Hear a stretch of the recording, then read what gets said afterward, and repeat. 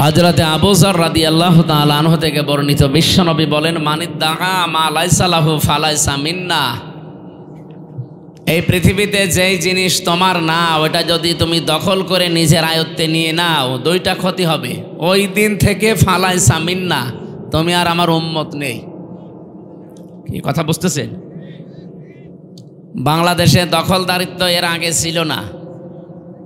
এই যে ৫৪ বছর এটা চলছে, এখনো অনেকে লেগে আছে এই কায়দায়। কাজ বন্ধ করা লাগবে। এই কি করেন কি? ঠিক আছে, এদিকে তাকিয়ে থাকেন।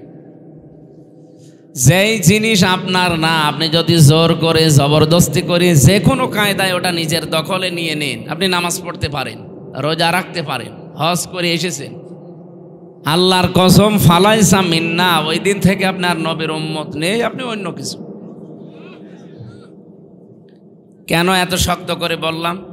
এখানে যারা আলেম আছে, কোনো বক্তব্যের আগে যদি ফা আসে, তার আগে কি আছে পরে কি আছে, যদি সত্যি আপনি পরের কাজগুলো করে থাকেন, নবীজি গ্যারান্টি দেওয়ার জন্য 19টা অর্থে আছে ফা, এখানে একটা এসেছে। এক নম্বরে, এই দেশে এবং পৃথিবীতে আজ যারা অন্যের জিনিস দখল করে নেয়, তারা আর যাই হোক নবীর উম্মত নেই।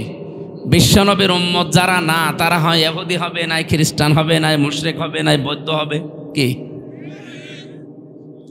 বাংলাদেশে যদি কারো চরিত্র এরকম থাকে, আপনি নামাজ পড়ছেন, রোজা রাখেন, আপনি কি আর নবীর উম্মত আছেন? আপনি আর এলাকায় যারা হিন্দু ভাইরা আছে তারা একই। সুতরাং আপনাকে এখন আবার নতুন করে মুসলমান বানানো লাগবে এবং মুসলমানই দেওয়া লাগবে। নতুন করে আরেকবার দিতে গেলে তো সমস্যা হয়ে যাবে। এই জন্য নতুন করে যদি মুসলমানই দেওয়া না লাগে, অন্তত নতুন মুসলমান বানানো আপনাকে লাগবে। আশা করছি এই কাজ যারা করছেন থেমে যাবেন, যাদের যা নিয়েছেন ফেরত দেবেন। আমি আওয়াজ যা পাচ্ছি এই এলাকায় মনে হয় এসব চলছে। এখানে টিকার ভেতর একটা ব্যাখ্যা আছে, যারা অনেক আলেম বসে আছে, তো তাদেরকে বলছি, আপনারা বাড়িতে মিলাবেন মুসলিম শরীফের হাদিস। হ্যাঁ, যে জিনিস আপনার কাছ থেকে জোর জবরদস্তি করে কেউ দখল করে নিয়েছিল, কেড়ে নিয়েছিল, ছিনতাই করেছিল, ওইটা যদি আপনি নিজের আয়ত্তে নিয়ে নেন, তাহলে হাদিসের ভেতরে আপনি নেই। না, আপনারা মনে হয় কথা বুঝতেছেন না। হাদিসের ভাষা শোনার পরে হয়তো ভয় হচ্ছিল যে আমি আর নবীর উম্মতি নেই, আমি অমকের জিনিস নিয়ে নিলাম। না, বিষয়টা এমন না। ব্যাখ্যা যারা করে, মুহাদ্দিস যারা, তারা লিখেছেন যে জিনিস আপনার ছিল কিন্তু সেটা অন্য কেউ দখল করে রেখেছিল, ছিনতাই করেছিল, কেড়ে নিয়েছিল, জোর জবরদস্তি করে নিজের আয়ত্তে রেখেছিল। এখন যদি আপনি ওইটা নিজের আয়ত্তে নিয়ে নেন, আপনি নবীর উম্মত থাকবেন না, বিষয়টা এমন না। সুতরাং আগস্টের 5 তারিখের পর থেকে এই দেশে যার যা অনেকেই নিয়েছেন বিভিন্ন জিনিস, আমরা নাম নিলাম না, এগুলো যদি সত্যি আপনার হয়ে থাকে, এই 15.5 বছরে হয়তো ওনারা নিয়েছিল, আপনি নিয়েছেন, আপনার গোনা নেই, কারণ আপনার জিনিস আপনি ফেরত পেয়েছেন। ইসলামী ব্যাংক যাদের ছিল তারা ফেরত নিয়েছে। যে মানুষগুলো এতদিন জোর জবরদস্তি করে খেত, এই ব্যাংক কি তাদের মাবার? যারা নিয়েছে তাদেরই, তাদের রক্ত ঝরানো টাকা দিয়ে ব্যাংক বানানো। আপনি এতদিন জোর করে জবরদস্তি করে দখল করে রেখেছিলেন, তারা এখন ওটা ফেরত পেয়েছে। সুতরাং এরকম পৃথিবীতে যত জিনিস আছে, যদি আপনার নিজেরটা আপনি ফেরত পান, তাহলে হাদিসের প্রথম অর্থ আপনার জন্য না। এটা টিকা বললাম। 2 নাম্বারটা কি? ওয়ালিয়াতাবাওয়া মাকআদাহু মিনান নার। বিশ্বনবী জানিয়েছেন সে যেন তার নিজের স্থান জাহান্নামে বুকিং করে দিল। অবশ্য সুবহানাল্লাহ, কোন এলাকায় আসলাম গো, পাগল নাকি? জাহান্নামে টিকিট বুকিং করছে, আর অবশ্য সুবহানাল্লাহ।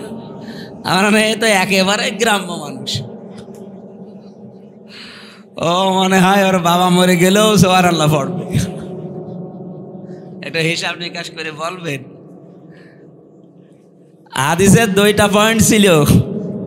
1 নম্বরে, যে জিনিস যার না, যদি কেউ জোর করে জবরদস্তি করে নিজের দখলে ওইটা নিয়ে নেন, আপনি নবীর উম্মত ওই দিন থেকে নেই।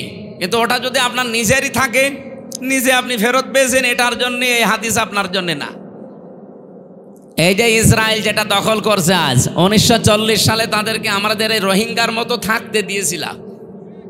এই ফিলিস্তিনের মুসলমানেরা তাদেরকে দয়া করে থাকতে দিয়েছিল এই শয়তানদেরকে, আর এখন ওরা নিজেরাই তাদেরকে তাড়িয়ে দখল করে নিচ্ছে। ওরা তো এমনিও জাহান্নামে যাবে, ওরা তো এই হাদিসের দ্বিতীয় পয়েন্ট 100% তাদের জন্য ওয়ালিয়াতা বাব্বা মাকআদাহু মিনান নার, সে যেন জাহান্নামের আগুনের ভেতরে তার নিজের একটা জায়গা তৈরি করে নিল। বলেন নাউজুবিল্লাহ। আমাদের জীবনে যে এরকম কিছু না হয়, কথা বুঝতেছেন ভাই? আজকে থেকে যারা এরকম কিছু আছেন আপনি ফেরত দিয়ে দেবেন। অনেকে বনের সম্পদ নিজের কাছে রাখে, মনে করে এ আর দেওয়া লাগবে।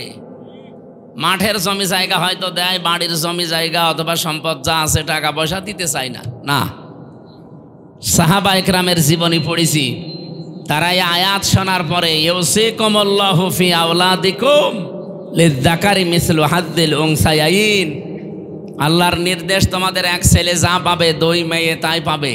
এটা পালন করতে গিয়ে তারা নিজেরা বনের সম্পদ, মেয়ের সম্পদ এগুলো ভাগ কখন করতেন? রান্নার হাঁড়ি, কড়াই, এমনকি পানি খাওয়ার গ্লাস পর্যন্ত তারা আলাদা করে নিত, এগুলো ভাগ করত। আর আপনি বাড়ির জমিও দিতে চান না। অন্যের জমি জায়গা যদি কেউ আত্মসাৎ করে, দখল করে নেয়, মেরে খায়, তাহলে তার একটা গুনাহ হবে। কয়টা? বলেন বলেন। জুলুমের গুনাহ শুধু। কিন্তু কেউ যদি নিজের বোনের জমি ফাঁকি দেয়, ভাইয়ের জমি ফাঁকি দেয়, ফুফুকে না দেয়, চাচাকে মেরে দেয়, ওর ডবল গুনাহ হবে। একটা হচ্ছে জুলুমের গুনাহ, আর একটা আত্মীয়তার সম্পর্ক ছিন্ন করার গুনাহ। এই 2 গুনাহ বাংলাদেশে চলছে না।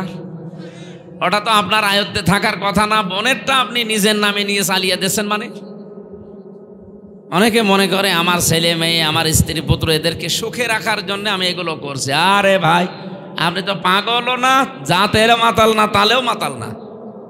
আপনি এখনই মরে গেলে আপনার ছেলে মেয়ে এই যে অবৈধ সম্পদ যা রেখে গেলেন, এগুলো তো অবৈধই। অন্যের সম্পদ নিজে এই যে মেরে খাওয়া, এটা অবৈধ না? অনেকে মনে করে বোনেরটা তো এ মনে হয় অবৈধ না। কে বলিস আপনাকে? এটা আরো ডবল অবৈধ। এভাবে যারা রেখে যাচ্ছেন কি হবে বলেন তো? বাস্তবতা, আপনি মরে যাবেন, আপনার ছেলে, আপনার বউ, আপনার মেয়ে এই টাকা পয়সাগুলো এমন এমন জায়গায় ব্যয় করবে। একদিকে তো মেরে খাওয়ার গোনা আপনার আমল নামায়, আর ওরা আর একটা গোনা করবে, ওইটা ফিলাক্সি লোড হয়ে আপনার কবরে যাবে। তাহলে ডবল শাস্তি আপনার জন্য না? একটা গোনা শাস্তি কয়টা?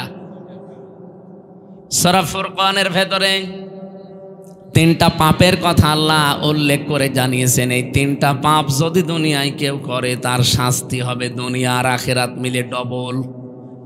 পৃথিবীর প্রতিটি পাপের শাস্তি হয় একটা, আর ওই 3টা পাপের শাস্তি হবে ডবল।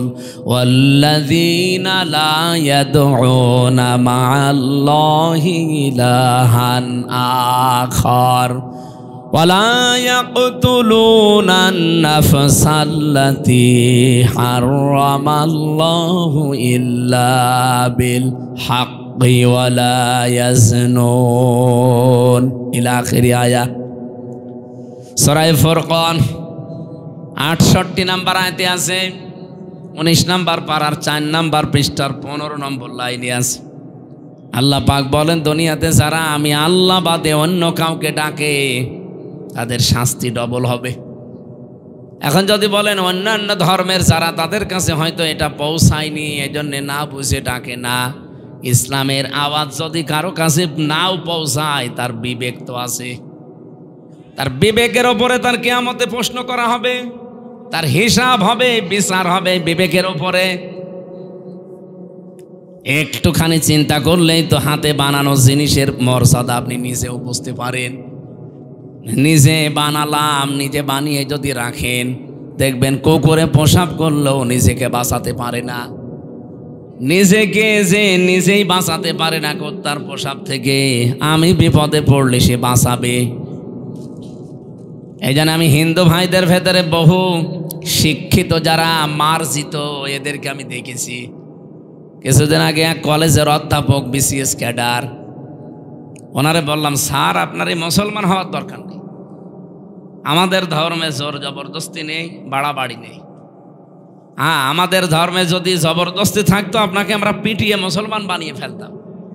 কারণ আমরা এদেশে 92 ভাগ আর আপনারা মাত্র 8 ভাগ, তাও 8 ভাগও না, অন্যান্য জাতি আছে না আরো। সেই হিসাবে হিন্দুরা খুব বেশি হলো 4 ভাগ হবে, আর ওই 2 ভাগ হয়তো খ্রিস্টান আছে, ইহুদি আছে, বৌদ্ধ আছে, আরো বিভিন্ন জাতি আছে। সব মিলে আপনাদের অবস্থান এই দেশে যা, পিটিয়ে হলেও মুসলমান বানিয়ে ফেলতাম। কিন্তু আমাদের ধর্মেই তো এটা নেই। কি কথা বলেন এখন? আমাদের ধর্মে এটা আছে নেই। আপনাকে আমাদের ধর্মীয় গ্রন্থ কোরআনে কারিম পড়ার জন্য আমি একটু, আপনি বাংলায় পড়েন, ইংরেজিতে পড়েন, শুধু পড়বেন, একটু বুঝে বুঝে পড়বেন। আরে আশ্চর্য তো! কোন দিকে তাকান আপনি? এদিকে তাকান। 3 মাস পড়ার পরে দেখি উনি তো জ্ঞানী মানুষ, মুসলমান হয়ে গেছে। এই জন্যে যারা অন্তত একটু জ্ঞান হালকা পাতলা যাদের আছে তাদেরকে বলছি, আমরা জোর করি না ভাই, আমাদের ধর্মে জোর জবরদস্তি নেই। কিন্তু পৃথিবীর বিভিন্ন ধর্মীয় গ্রন্থ আমরা জানি যে মানুষ পড়ে, আমাদের এটাও পড়েন। মাত্র 3 মাস পড়েন, একটু বুঝে শুনে পড়েন, দেখবেন আপনার জীবন পরিবর্তন হতে বাধ্য, যদি আপনার একটু মন থাকে। এই লরেন বুথ টনি বেলোয়ারের এক শালিকা ছিল, ওই ইরানের তেহরান বিমানবন্দরে নামার পরে এক মুসলমানকে বলেছিল যে আমি মুসলমান হব না, কিন্তু আমি ইসলাম জানতে চাই। কি পড়লে ইসলাম জানা যায় অথেন্টিক ভাবে, আপনি সেইটা আমারে দিন। উনি কোরআন শরীফ দিয়েছিল, কোরআনের বাংলা অনুবাদ, ইংরেজি অনুবাদ এগুলো দিয়েছে। যেহেতু এই দেশে এসে না, ইংরেজি অনুবাদ দিয়েছিল, আর ইরানে যে ভাষা চলে ওই ভাষার কোরআনের অনুবাদগুলো দিয়েছে, আর সিয়াসিত্তা হাদিসের অনুবাদগুলো দিয়ে বলছে আপনি পড়বেন, পুরাটা পড়ার পরে অথেন্টিক ইসলাম পেয়ে যাবেন। এখন আমার প্রশ্ন, এই এলাকায় হিন্দু নেই? হিন্দু যদি এখন এসে এই স্যারকে জিজ্ঞাসা করে যে আপনি তো মুসলমান, আমি কিন্তু মুসলমান হব না, আমি ইসলাম জানতে চাই, কি পড়লে অথেন্টিক ইসলাম জানা যাবে সেইটা আমারে আপনি দেন, উনি কি দেবে বলেন তো? দেখলেন, এই একজন আলেম আছে শুধু বলছে কোরআন শরীফ, আর বাকিগুলোর মুখে কথা নেই। আমরা অনেকে ভয়ে ভয়ে আছে, হ্যাঁ হিন্দু মানুষ কোরআন শরীফ পড়বে। আরে কোরআন কি আপনার বাবার নাকি? হাদা বায়ানুল লিন্নাস হুদাল লিন্নাস। পৃথিবীতে মানুষ যারা, তাদের জন্য আল্লাহর এই কিতাব। কথা বলেন না কেন? আর যে যেইভাবে যতটুকু এখান থেকে নেবে সে ততটুকু উপকার পাবে। আজ আমেরিকা উপকার পেয়েছে কেন? কারণ কোরআনে ওরা পুরাটা মানে না, যতটুকু মানে ততটুকু উপকার পায়। সূরা নেসার 34 নম্বর আয়াতটা ওরা নিয়েছে হালকা, পুরাটা না। আর রিজালু কাওয়ামুনা আলান নিসা, এ পৃথিবীতে পুরুষ মানুষ হবে নেতা, আর মেয়েরা হবে তাদের আজ্ঞাবহ। এই আয়াতের পক্ষে একটা হাদিস আছে। পারস্যের রাজা ইন্তেকালের পর সেখানে কায়সার নামে যেই লোকটা, যখন দুনিয়া থেকে বিদায় নেয়, তখন তার মেয়েকে তারা ওই দেশের লোকরা শাসনভার ক্ষমতা তুলে দিয়েছে। নবীজির কাছে এটা এসে সাহাবা ইকরাম বললেন যে এই ঘটনা। বিশ্বনবী তখন বললেন, লা ইউফলিহা কওমুন আল্লাহু আমরাহুম ইমরাতুন, বুখারী শরীফের হাদিস। ওই জাতি কখনো সফল হচ্ছে না, হবে না। ইউফলিহার আগে লান আছে, মজারের আগে লান আসলে অর্থ হয় কখনোই হবে না। বর্তমান, ভবিষ্যৎ, প্রেজেন্ট, ফিউচার, 2টা কাল দিয়েছেন। নবীজির গ্যারান্টি মিথ্যা হবে? বিশ্বনবী বলেন কখনো ওই জাতি সফল হচ্ছে না, হবে না, যেই জাতি তার নেতৃত্বের ভার কোনো মহিলার উপরে তুলে দিয়েছে। আপনি দেখেন, আমেরিকা জাতে মাতাল হলো তাহলে ঠিক আছে, 236 বছর চলছে। এই 236 বছরে আজ পর্যন্ত কোনো মহিলাকে তারা দায়িত্ব দেয়নি। ওরা এই আয়াতটা, এই হাদিসটা হালকা মানে, এই জন্য তারা পৃথিবীতে দাঁড়িয়ে গেছে। তারা আমাদের চর্মচোখে দৃষ্টিতে আজ সফল। তারা ট্রাম্পের মতো একটা মাতালকে দায়িত্ব দিয়েছে। ট্রাম্প মাতাল না? পুরাটা মাতাল। অথচ কমলা হ্যারিসের মতো এত বড় একটা শিক্ষিতা, অনার্স মাস্টার্স করা, এই মহিলাকে দায়িত্ব দেয়নি। কারণ তারা জানে মুসলমানদের নবী মুহাম্মদুর রাসূলুল্লাহর 63 বছরে কোনো মিথ্যা কথা নেই। সুবহানাল্লাহ বলতে পারেন নাই? তারা এই যে কোরআনের আয়াত হাদিস যতটুকু মানে তারা ততটুকু উপকার পেয়েছে, কল্যাণ পেয়েছে।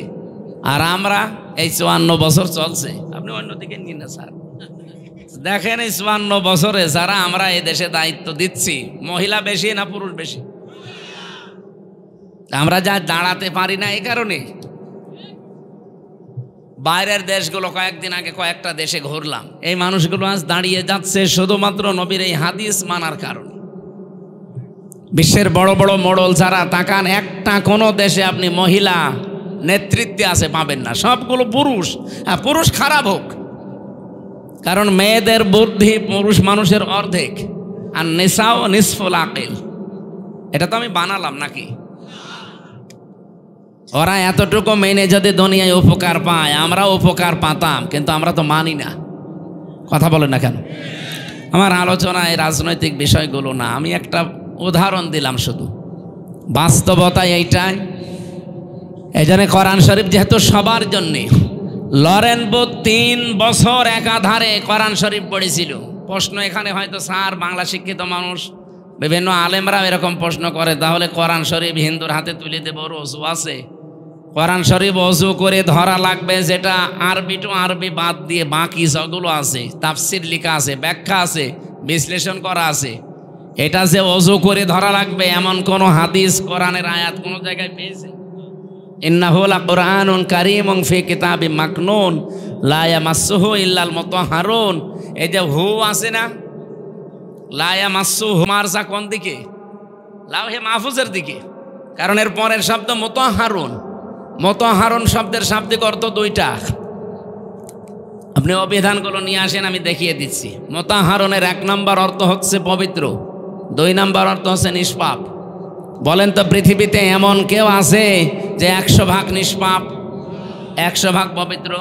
না, নেই।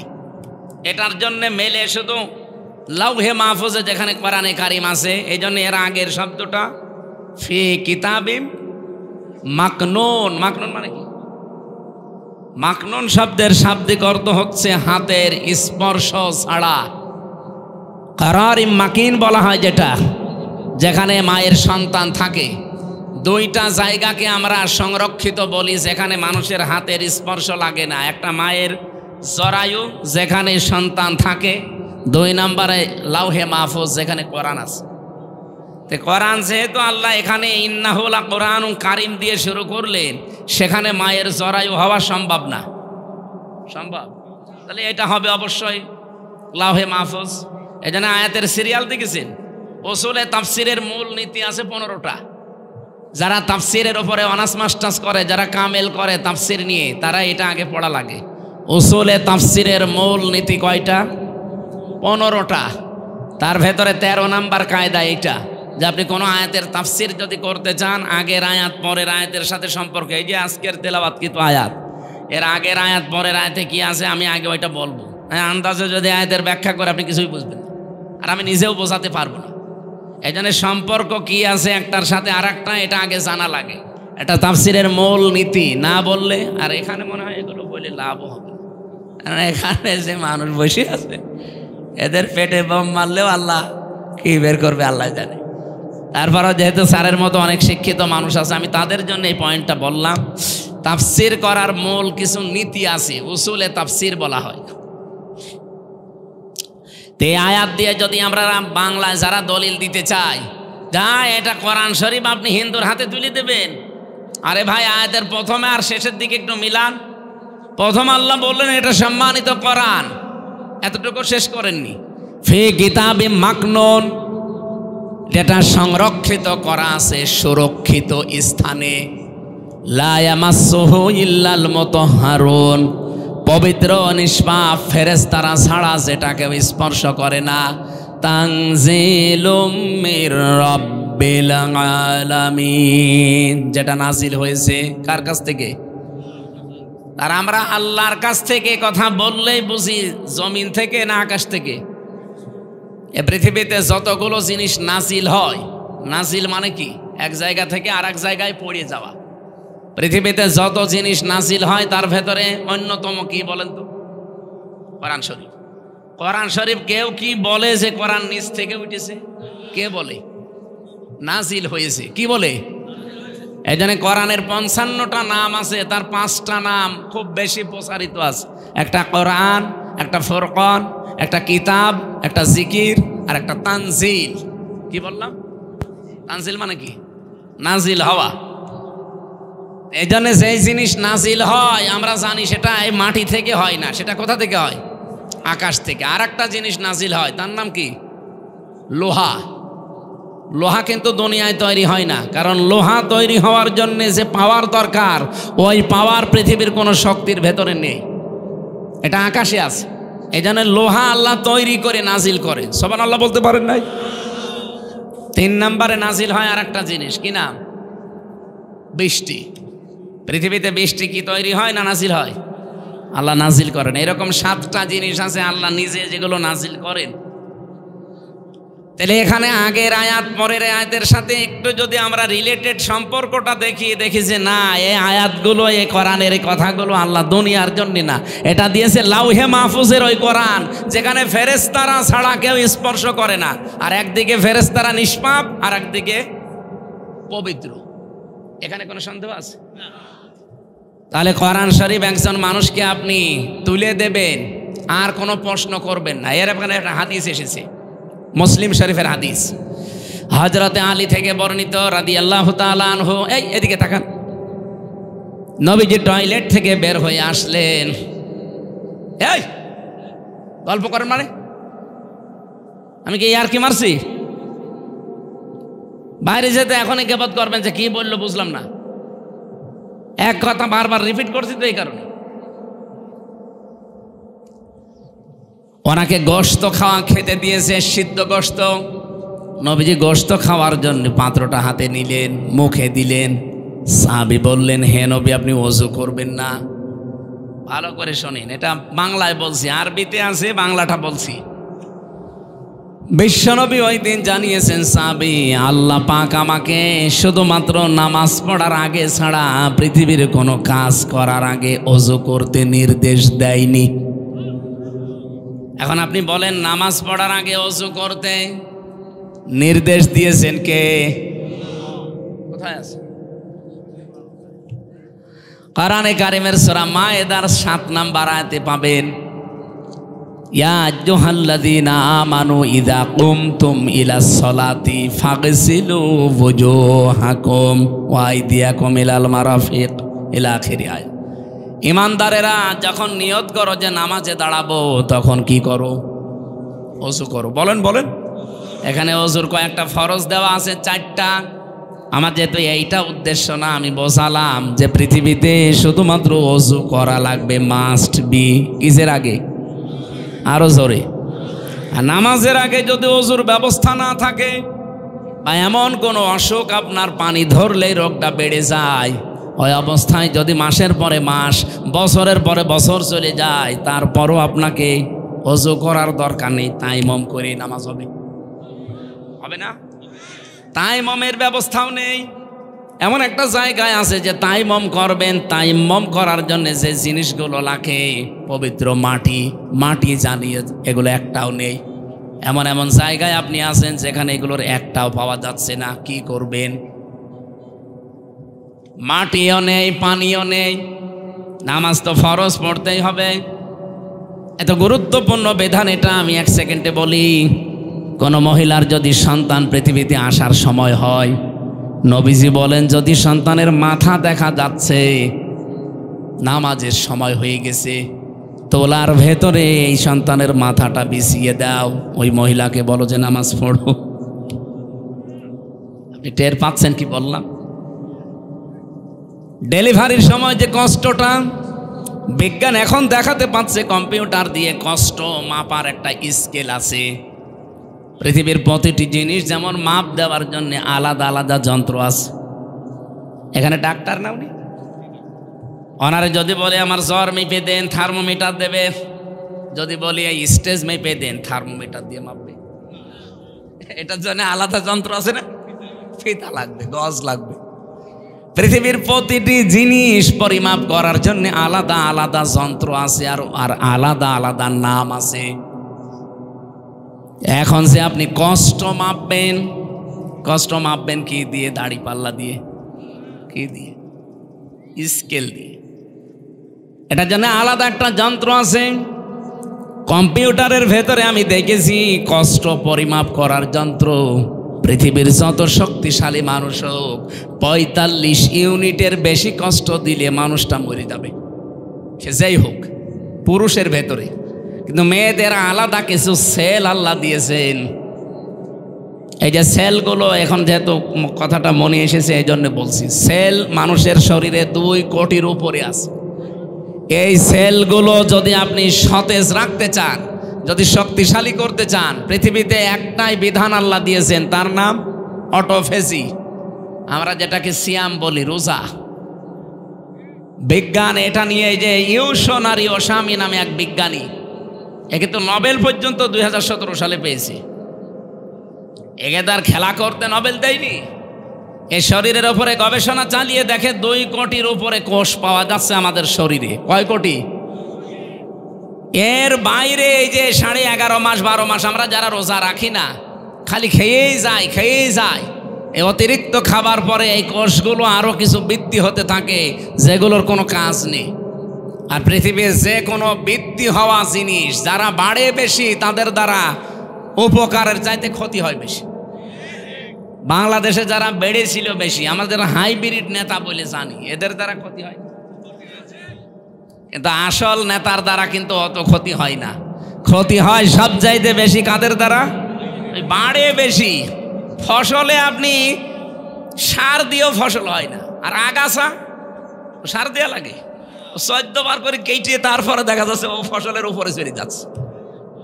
তাই আমাদের যে 2 কোটি কোষ, এটা আমাদের শরীরকে সুস্থ রাখার জন্যে, সবল রাখার জন্যে। বাকি কোষগুলোর কাজ কি? ওগুলো যখন বৃদ্ধি পায় তখন আসল কোষ যেগুলো, এগুলো দুর্বল হয়ে যায়। বিজ্ঞান উনি দেখাচ্ছে, ইউশনারি ওসামি, জাপানে বাড়ি লোকটার, উনি দেখাতে কি আজান হচ্ছে মানে, ওরে আল্লাহ, আমার তো সময়ের দিকে খেয়াল নেই দেখছি। এই তথ্যটা বলবো না শেষ করে দেব? এটা তো বলা দরকার। আমি 8টা পর্যন্ত সময় নিয়েছিলাম, তো 8টা তো বাঁচতে বেশি সময় নেই। আর একটু থাকবেন না, এখানে নামাজ পড়ে যাবেন ভাইরা। যেহেতু মসজিদ এখনো হয়নি, আপনাদের মসজিদ হচ্ছে, আর এলাকায় অন্য ধর্মের মানুষরা বেশি, আপনারা এখানে নামাজ পড়ে যাবেন। আমি খুব তাড়াতাড়ি করছি ইনশাল্লাহ। এই যে দেখলেন, এই ছেলে,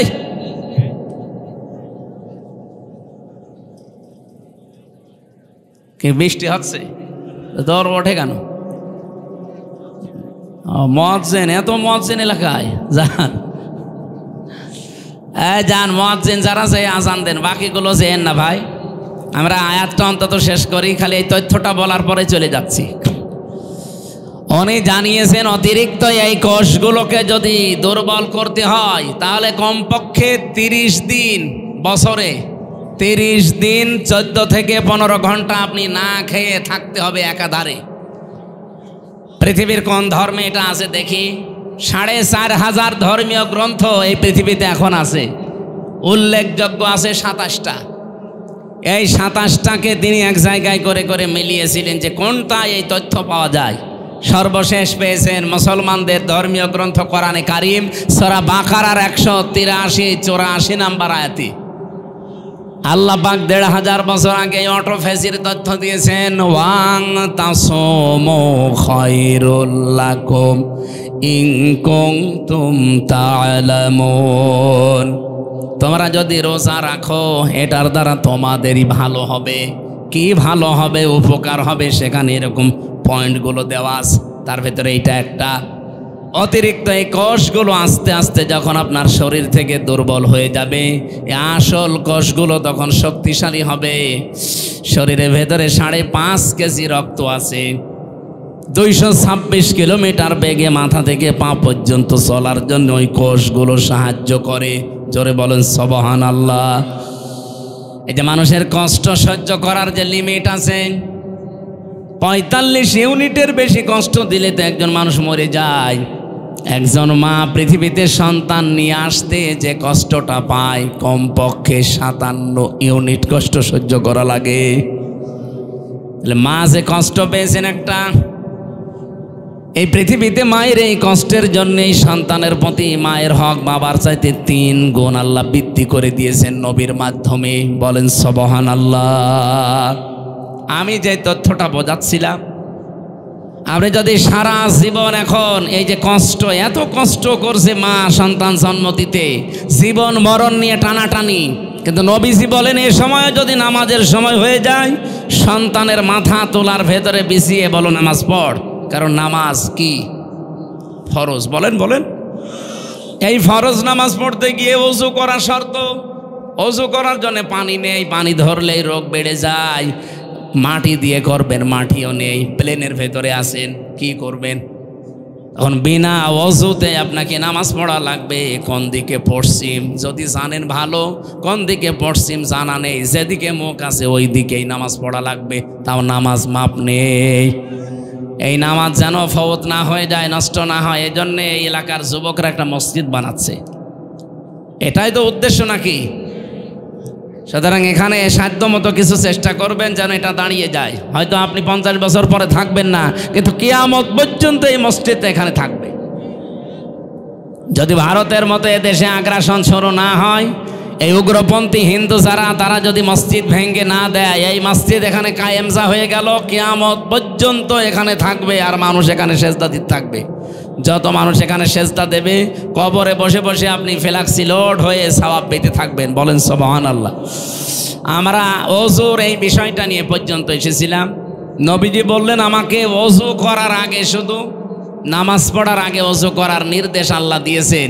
তাছাড়া পৃথিবীর কোনো কাজে, সে কাজ রোজা রাখা হতে পারে, হজ করা হতে পারে, এমনকি কোরআন পড়াও হতে পারে, এগুলোর আজে ওযু করা লাগবে। এর শর্ত আল্লাহ আমাকে দেননি, এই জন্য আমি ওযু না করে গোশত খেলাম। বলেন এখানে এই হাদিস আর এই আয়াত আপনি সম্পর্ক এক জায়গায় করেন, কি দাঁড়াবে? আজ বিশ্বের অন্যান্য দেশে এমনও জায়গায় আমি গিয়েছি যেখানে আল্লাহ যে একজন আছে সে জানেই না। কয়েকদিন আগে আমি থাইল্যান্ডে ছিলাম। এমন এমন এলাকায় আমাকে নিয়ে গিয়েছিল। সৃষ্টিকর্তা একজন আছে, বিশ্বাস করে না। ওরা বিশ্বাস করে সব একা একা হয়েছে। তো এইরকম মানুষের কাছে যদি আল্লাহর পরিচয় অথেন্টিক ভাবে তুলে ধরা লাগে, আপনি যদি আপনার বাবার কাহিনী বলেন, ও জীবনে শুনবে? বলেন। কোরআনে কারিমের এমন এমন বিষয় আল্লাহ এর ভেতরে দিয়েছেন, সেই কথাগুলো তাকে প্রচার করেন, ওদের মনের ভেতরে রেখাপাত করবে। কারণ কোরআনকে আল্লাহ জানিয়েছেন জালিকাল কিতাব লা রাইবা ফি। এই যে কিতাবের আগে আলিফ লাম, এটা নির্দিষ্ট করে জানিয়েছেন পৃথিবীতে একটাই কিতাব আছে যেটা মানুষকে হেদায়েত দিতে পারে। এর ভেতরে সম্মোহনী কিছু শক্তি আল্লাহ আলাদা করে রেখেছেন। বলেন সুবহানাল্লাহ।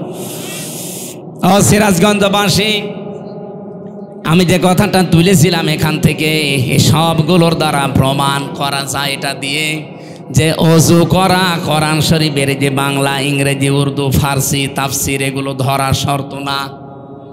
তাহলে লরেন বুথের কাছে যে কোরআনের তাফসির তুলে দিয়েছে, 3 বছর তিনি পড়ার পরে নির্দ্বিধায় মুসলমান হয়েছে। সাংবাদিকরা জিজ্ঞাসা করছে আপনি একজন খ্রিস্টান, তামাম পৃথিবীতে সবচাইতে বেশি মানুষ বাস করে খ্রিস্টান ধর্মে, আপনি সেই ধর্ম থেকে পৃথিবীর জঙ্গি ধর্ম, ওরা বলে যেটাকে মুসলিম ধর্ম, এই ইসলামে আসলেন কোন কারণে? লরেন বুথ বলেছিল আমি 3 বছর কোরআন শরীফ পড়েছি, আন্দাজে না বুঝে শুনে পড়েছি। 3টা বছর পড়তে পড়তে আমি 53 জায়গায় লাল দাগ দিয়েছিলাম যে ভুল ধরা পড়েছে। আল্লাহর ইশারা 54 নাম্বার জায়গায় যে আমার নিজের জীবনের ভুল ধরা পড়ে গেছে। আমি যেখানে লাল দাগ দিয়েছি দেখি তার পরের আয়াতে, পরের সূরাতে আল্লাহ ওই আয়াতের জবাব 1500 বছর আগেই দিয়ে দিয়েছেন। এই মহিলার কাছে যদি কোরআন ওই দিন তুলে না দিয়ে বঙ্গবন্ধুর আত্মজীবনী দিত, অত মুসলমান হইত। আমি জেলে থাকাকালীন 3টা বছর ওরা পড়তেও দেয়নি, 24 ঘন্টা তালা লাগিয়ে রাখতো ফাঁসির ওই কন্ডেম সেলের ভেতরে। আর কারারক্ষী যা অধিকাংশগুলো হিন্দু ভাইরা পড়তো, দেবদুলাল, সুব্রত বালা, এরপরে আশিক কুমার, সঞ্জয় দত্ত, যা নাম বলছে সব তো আল্লাহর ওলি। একদিন এনে বললাম যে ভাই সবসময় তো তালা লাগিয়ে রাখেন, একটা বই দেন তো একটু পড়ি। আল্লাহর ওলি আমার বই নিয়ে এসেছে বঙ্গবন্ধুর আত্মজীবনী। এ বই পড়ে করবো কি? পরের সপ্তাহে বই নিয়ে এসেছে বঙ্গবন্ধুর চীন সফর। আর বই পান না। পরের সপ্তাহে নিয়ে এসেছে বঙ্গবন্ধুর ছেলেবেলা। বললাম ভাই আপনার আর আসার দরকার নেই। একজন মুসলমান কারারক্ষী পেলাম, আশরাফ। ওরে বললাম ভাই আপনি তো অন্তত অন্য কিছু না, একটা মুসলমান, তো একটা তাফসির এনে দেবেন তো। সব সময় বাইরে যেতে পারি না, তালাবদ্ধ করে রাখেন, আবার সিসি ক্যামেরা দিয়ে আমার সাথে যেন কেউ কথা না বলে। যে ঠিক আছে। পরবর্তীতে এই যে এটিএম আজহারুল ইসলাম আছে না, নাম শুনেছেন না? কি জামাত ইসলামের সহকারী সেক্রেটারি জেনারেল, একজন মাজলুম মানুষ। ডক্টর মোহাম্মদ ইউনূস দায়িত্ব নেওয়ার পরে বহু বড় বড় আসামি কিন্তু বের হয়ে গেছে, আমরা দেখতে পাচ্ছি। সে যে দলের লোকই হোক না কেন, যারাই হোক, আমি চাই হাসিনার আমলে যারা জেলে ছিল এই 15.5 বছর, একটাও যেন জেলে না থাকে, সব বের করে দিন। কারণ এগুলো সব ভুয়া মামলার আসামি। আমি নিজেরটা বলছি, আমি অন্তত তো ভুয়া মামলার আসামি ছিলাম। আমারে ওরা নাম দিয়েছে আনসারুল্লাহ বাংলা টিমের প্রধান, অথচ সাতাশে কি আমি জানি না। ভেতরে একজনকে পেয়েছিলাম, মনে হচ্ছে আল্লাহর দলের প্রধান, আব্দুল মতিন। ভাই আপনি আল্লাহর দলের সভাপতি, সেক্রেটারিকে আমার ছেলে, ও সভাপতি, ও ছেলে সেক্রেটারি। এ দেশে আর কোনো লোক নেই। এই হচ্ছে দেশের জঙ্গির অবস্থা। এগুলোকে পুঁজি করে এই পৃথিবীর নিকৃষ্ট মানুষের তালিকা যাদের বললাম, এরা বিশ্বের মোড়লদেরকে দেখাতো যে দেশে জঙ্গি আছে, অথচ জঙ্গি নামে দেশে কিছু নেই। আন্দাজে সব ভুয়া। আমার জঙ্গি মামলা দিলে শয়তান বিশ্বাস করবে? যারা বের হচ্ছে এই মানুষগুলোকে আমরা চাই। তারেক জিয়া বের হয়ে গেছে, আলহামদুলিল্লাহ। ওনার স্ত্রী জবাইদা রহমান বের হয়ে গেছে, আলহামদুলিল্লাহ। ম্যাডাম খালেদা জিয়া খালাস পেয়েছে, আলহামদুলিল্লাহ। আমরা চাই এটিএম আজহারুল ইসলামকেও খালাস দেওয়া লাগবে। আজকে 19 তারিখ, 20, 21, 2 দিন পরে ওনার রায় আছে 22 তারিখে। এবার যদি টাল্টে পাল্টি করেন না, বাঙালিকে হাইকোর্ট দেখান, এ দেশের মানুষ কিন্তু আর কন্ট্রোল করতে পারবেন না। আমরা চাচ্ছি এই মাজলুম মানুষটাকে 22 তারিখে মুক্ত জীবনে ফিরিয়ে দেওয়া হোক। কারা চান দেখি? লিল্লাহে তাকবীর। এই দেখেন তো, হাত তোলেনি কে? না তুললে মনে করবেন ওইটা ওই দলের। ঠিক আছে। আরে ভাই আমি দল বেদল না, আমি একটা মাজলুম মানুষের পক্ষে বললাম। ইব্রাহিম নবীর পক্ষে একটা ব্যাঙ প্রসাব করে যদি তার প্রসাব পাক হয়ে যায়, আমরা এই মাজলুম মানুষটার পক্ষে, জালেমের বিপক্ষে কথা বললে আমাদের জীবনে আল্লাহ পাক বানিয়ে দেবে ইনশাআল্লাহ। ওনারে বললাম যে আপনি এটিএম আজহারুল ইসলামের বলবেন যে আমির হামজা বই চেয়েছে, তাফসির চেয়েছে, দেখবেন দেবে। হ্যাঁ, উনি 2টা তাফসির পাঠিয়েছিল, ফি জিলালিল কোরআন, তাফহিমুল কোরআন। এ পৃথিবীতে 2টা তাফসিরকে আমি সবচাইতে বেশি পছন্দ করি, ভালোবাসি। আল্লাহ এই 2টাই মিলিয়ে দিয়েছিল। সুবহানাল্লাহ। সম্মানিত ভাইরা, আমি যে কথা তুলেছিলাম, তাফসির ওই মহিলাকে না দিলেও মুসলমান হতো না, অন্য কিছু দিলে জীবনও মুসলমান হতো না।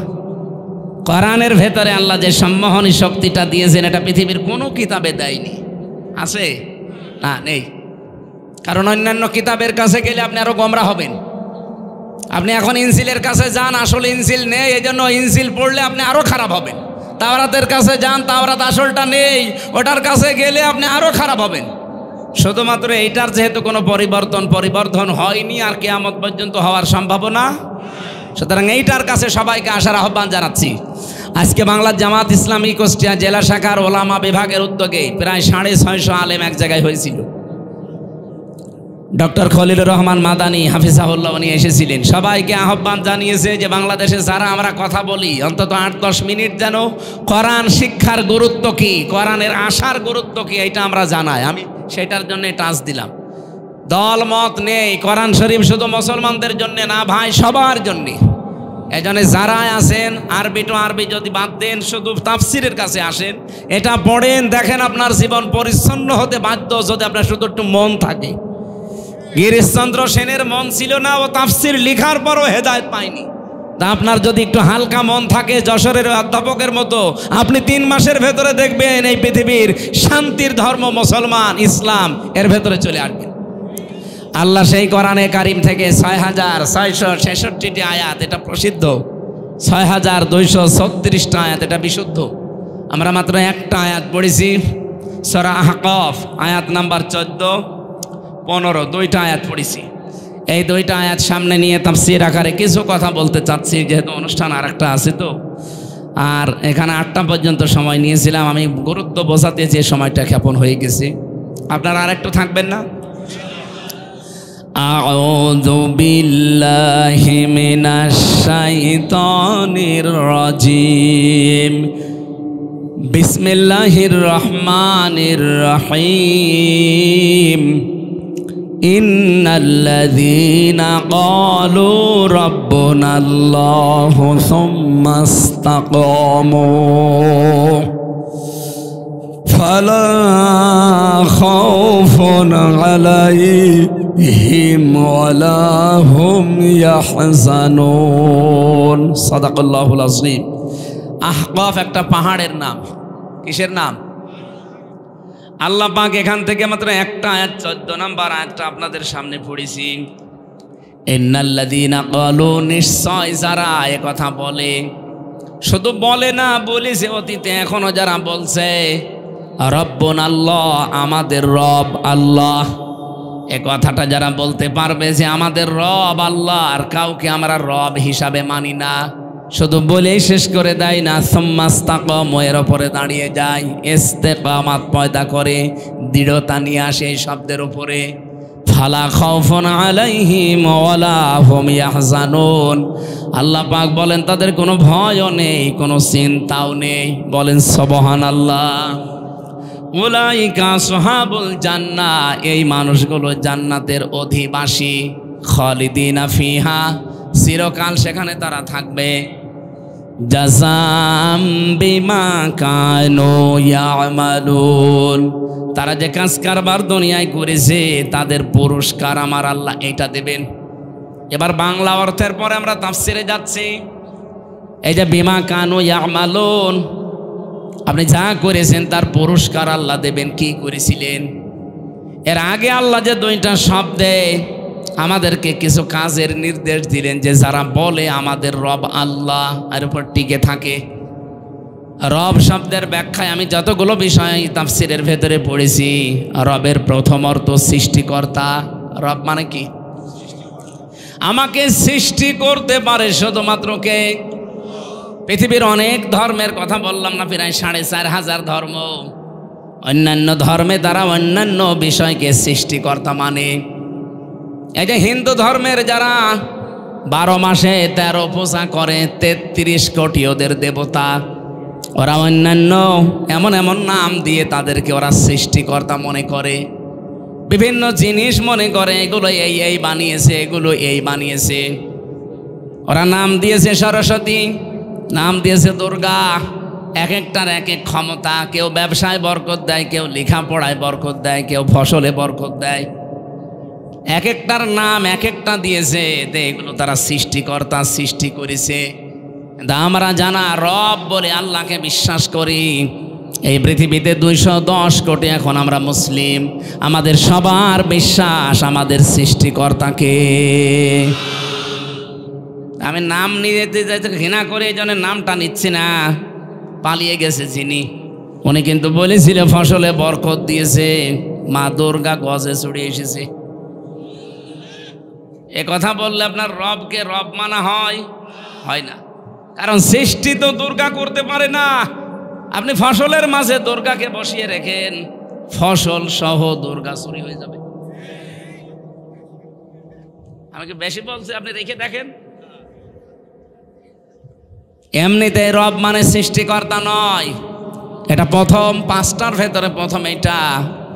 আল্লাহ পাক বলেন, ইকরা বিসমি রাব্বিকাল্লাযী খালাক। পড়ো তোমার ওই রবের নামে যিনি তোমাকে বানিয়েছেন। তাহলে সৃষ্টি করার একচ্ছত্র মালিকানা দুর্গার, হবলের, সরস্বতীর, কার? এটা আমরা বিশ্বাস করি তো। পৃথিবীর কিচ্ছু কেউ সৃষ্টি করতে পারে না, শুধু ওটা রিফাইন করতে পারে, একটার সাথে মিলিয়ে আর একটা বানাতে পারে। কিন্তু আসল চিনি বানিয়েছেন সর্বপ্রথম তিনি কে? এই যে মডেল ছাড়া চিনি বানান, এই জন্য তাকে সৃষ্টিকর্তা বলা হয়। হযরত ইব্রাহিম আলাইহিস সালাম এই শিরিক থেকে জাতিকে মুক্ত করার জন্য যে ঘোষণাটা দিয়েছিলেন শব্দের মাধ্যমে, ওইটা এইটা, ইন্নী ওয়াজ্জাহতু ওয়াজহিয়া লিল্লাযী ফাতারাস সামাওয়াতি ওয়াল আরদা হানিফা। তিনি বলেছিলেন আমার এই চেহারা আমি ঘুরিয়ে দিলাম ওই রবের দিকে। কোন রব? যিনি আসমান আর জমিনের উদ্ভাবক। এই যে ফাতারা মানে যিনি আসমান আর জমিন দেখে দেখে বানাননি, কোন রকমের মডেল ছাড়া, আকৃতি ছাড়া নিজের জ্ঞানে বানিয়েছেন, এইটার নাম সৃষ্টিকর্তা। আমি একটা জিনিস দেখে আর একটা জিনিস এটা বানালাম, এটার নাম কিন্তু ফাতারা না, এটার না খলাক না, এটার আলাদা আরবি আছে। কিন্তু কেউ যদি কোনো আকৃতি ছাড়া, কোনো মডেল ছাড়া একটা জিনিসকে তৈরি করে, যেমন আমার আল্লাহ পৃথিবীর সব কিছুকে আলাদা আলাদা বানিয়েছেন, একটা দেখে আর একটা, বলেন বলেন, আমাদেরকেও আল্লাহ ঠিক ওইভাবে একটার সাথে আর একটা জীবনও মিলবে না। আপনি মনে করছেন না হামজার এই যে অধ্যাপক সাহেবের চেহারা মনে হচ্ছে একই? কে বলেছে? কিয়ামত পর্যন্ত এই পৃথিবীতে হামজার সাথে আর কোনো মানুষের চেহারা মিলছে না, মিলবেও না। কোনো লাইনে একটা খোদ আল্লাহ ধরিয়ে দেবে। বিশেষ করে 5টা জিনিস তো মিলবেই না। আমার এই হাতের আঙ্গুলের ছাপ, এখানে 153টা রেখা আছে। আজ পর্যন্ত কারো এই রেখাগুলো একটার সাথে আর একটা মেলে না। এই কিয়ামতের আগে কারোর সাথে কারো মিলবে না। যদি মেলে তাহলে জমি জায়গা সব জাল তুলে হয়ে যাবে। 2 নম্বরে কণ্ঠের স্বর। এই যে আমার কণ্ঠের যে স্বর বের হচ্ছে, এক একটা কথা তৈরি হতে কমপক্ষে 27টা স্তর পার করছে আমার এই কণ্ঠ। প্রত্যেকের ঠিক এইভাবেই ওই 1 থেকে 26 পর্যন্ত হয়তো ঠিক থাকবে। বিজ্ঞান জানিয়েছে 27 নাম্বার জায়গায় যখন কথাটা বের হবে তখন সিস্টেমটা আল্লাহ আলাদা করে স্বর বানিয়ে দেবে। এই জন্য কারো কণ্ঠের সাথে কারো কণ্ঠ মিলছে না। যদি মিলেছে তো বলেন তো, এখন আমি এ রব্বানী সাহেবের বাড়িতে যেয়ে যদি সালাম দিতাম, ওনার কণ্ঠ আমার কণ্ঠ যদি এক হয়ে যেত, ম্যাডাম দরজা খুলে দিত, বাবা শাহজালাল, সব হালাল হয়ে যেত। 3 নম্বরে মেলে না এই যে চোখ। এর ভেতরে 5টা জিনিস আছে। লেন্স আছে, লেন্স আছে, কর্নিয়া আছে, মনি আছে, ইকুয়াল আছে, ডিপ ইকুয়াল। এই 6টা জিনিস আজ পর্যন্ত পৃথিবীতে কারো মেলে নাই, কিয়ামতের আগে মেলার সম্ভাবনা নেই। 4 নম্বরে মানুষের এই চামড়া, 9768 প্রকার চামড়া আমাদের 3.5 হাত বডিতে আল্লাহ দিয়েছেন। এটা আশ্চর্যের বিষয়, পৃথিবীতে আজ পর্যন্ত কোনো চামড়ার সাথে মিলবে না। যদিও মনে হচ্ছে স্যারের চামড়ার আমার সাথে মিল আছে, তো কেটে যাক, ওনার চামড়া এসে লাগিয়ে দেন, পছন্দ হবে, ভালো হবে না। ওই যে ডাক্তার আছে, আমার চামড়া ভালো করতে হলে আমার কোনো চামড়া কেটে লাগিয়ে দেন, ভালো হয়ে যাবে। আল্লাহ বোঝাতে চাই বান্দা, 9768 প্রকার চামড়া, এর সাথে অধ্যাপকের মেলে না। আর কিয়ামতের দিন ও তোর বোঝা বহন করে নিয়ে যাবে, তোরেও বোঝায় আর তুই বুঝে ফেলিস ওইটা একটা ভণ্ড আর তুই একটা পাগল। সুতরাং কারো উপরে ভরসা করা যাবে? শুধু দুর্গার উপরে করা যায় না। কোনো দুর্গার উপরে না, কোনো দরগার উপরেও না। কি হিন্দুদের আছে দুর্গা, আর মুসলমানদের জিনিস একই, ফিরাই খালি নাম পাল্টিয়েছে। সিস্টেম তো আপনারা এক বানিয়ে নিয়েছেন। কোন দুর্গা, কোন দরগা এ পৃথিবীর কোনো কিছু তৈরি করতে পারে না। সৃষ্টিকর্তা শুধুমাত্র কে? এই জন্য কারো উপরে ভরসাও করা, আরো জোরে বলেন। আমি আর একটা জিনিসের নাম বলি নাই, 5টা জিনিস যে আল্লাহ দিয়েছেন মেলে না। কয়টা বললাম? 4টা বলিস। একটা হাতের এই যে ছাপ, 2 নম্বরে কণ্ঠের স্বর, 3 নম্বরে চামড়া, 4 নম্বরে চোখ, আর একটা বাকি আছে কি? জহব্বা। এই যে জহব্বার ভেতরে যে স্বাদ নেওয়ার স্তর আছে, আস্বাদন স্তর বলা হয়। এক একটা জহব্বার ভেতরে কমপক্ষে আস্বাদন স্তর আছে 2 কোটি। পৃথিবীতে সর্বোচ্চ খাবার তৈরি হয় 220 প্রকার। আমি বিশ্বের অন্যান্য যে উন্নত দেশগুলোতে বড় বড় রেস্টুরেন্টে গিয়ে দেখেছি, আমি 220 প্রকার না, আমি 180 প্রকার পর্যন্ত খাবার পেয়েছি। আমি গাজীপুরে এক হোটেলে খাবার খেয়েছিলাম নিরিবিলি, ওখানে 180 প্রকার পর্যন্ত খাবার তৈরি করে। কাঁঠালের পাতা নিয়ে এসে বলছে ভর্তা। কিসের? কাঁঠালের পাতা। কাঁঠালের পাতা ভর্তা, কলার পাতা ভর্তা। আমার মনে হয় যা পায় তাই ভর্তা করে। সব মিলে কত? আর এক জায়গায় গিয়েছিলাম, ওখানে পেয়েছি 220 প্রকার খাবার। এর উপর আমি আর পাইনি বিশ্বে। আর আছে কিনা আমার জানা নেই, কিন্তু আমাদের জহব্বার ভেতরে স্বাদ নেওয়ার স্তর আছে 2 কোটি।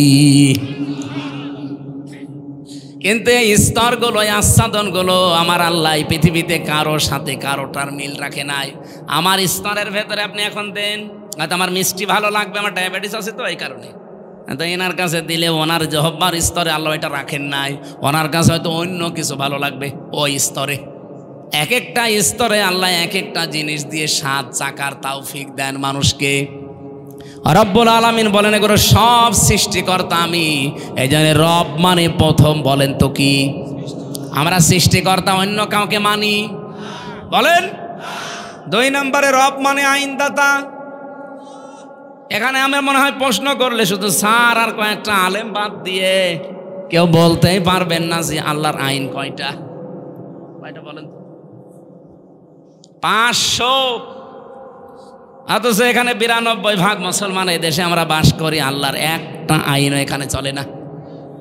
হ্যাঁ, কিছু আংশিক আছে, মনে করি ওইটা ইসলাম। এই যে নামাজ, এই যে রোজা আছে, এই যে পর্দা করে, কিছু মানুষ মনে করে ইসলাম হয়ে গেছে।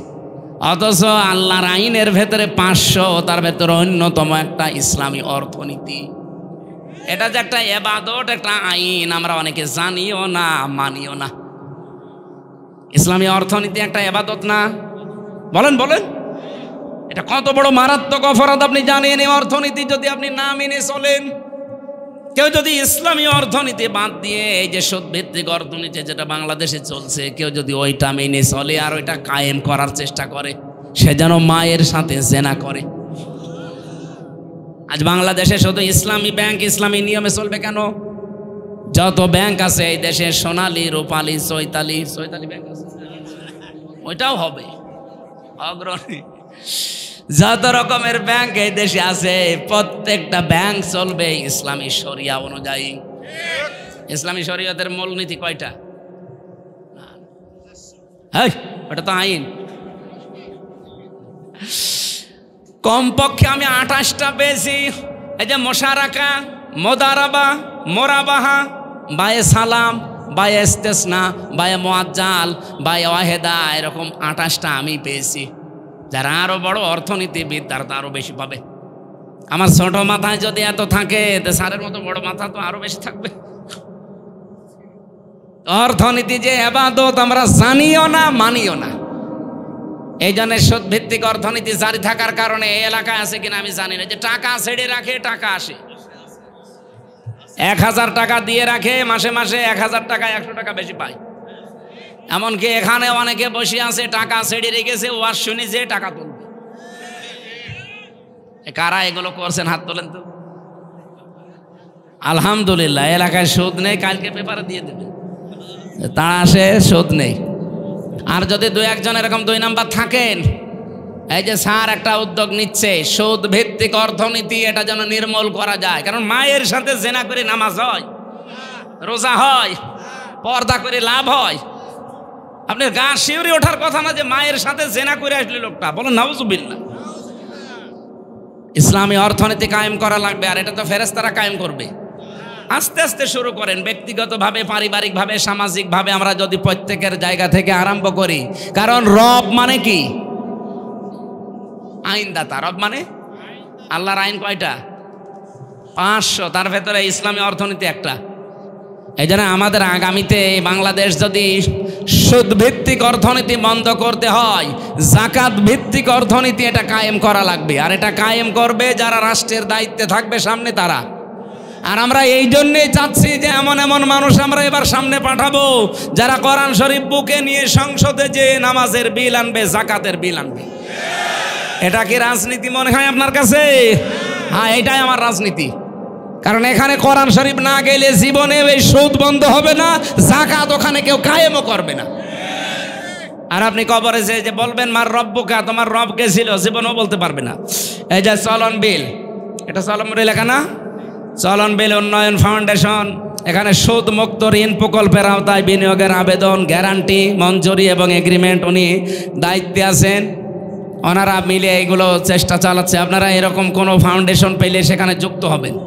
আমি তো পড়াপড়ি বিস্তারিত পড়ি নাই, পড়লাম আগের থেকে দিলে পড়ে ফেলতাম।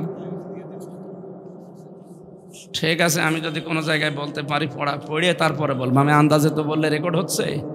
এটা আমি যে কোনো বিষয় বলি আগে পড়ে বলি। আমি আগে পড়ে নিই, তারপরে এর উপরে দরকার হয় ১-১০ মিনিট আলোচনা করব। সুদ বন্ধ করে যাকাত ভিত্তিক অর্থনীতি কায়েম করতে পারলে এলাকায় বরকত রহমত দিয়ে আমার আল্লাহ আসমান থেকে ভরে দেবে। সময়ের দিকে খেয়াল নেই দেখছি। এই তথ্যটা বলবো না শেষ করে দেব? এটা তো বলা দরকার। আমি ৮টা পর্যন্ত সময় নিয়েছিলাম, তা ৮টা তো বাঁচতে বেশি সময় নেই। আর একটু থাকবেন না, এখানে নামাজ পড়ে যাবেন ভাইরা। যেহেতু মসজিদ এখনো হয়নি, আপনাদের মসজিদ হচ্ছে, আর এলাকায় অন্য ধর্মের মানুষরা বেশি, আপনারা এখানে নামাজ পড়ে যাবেন। আমি খুব তাড়াতাড়ি করছি ইনশাল্লাহ। এই যে দেখলেন, এই ছেলে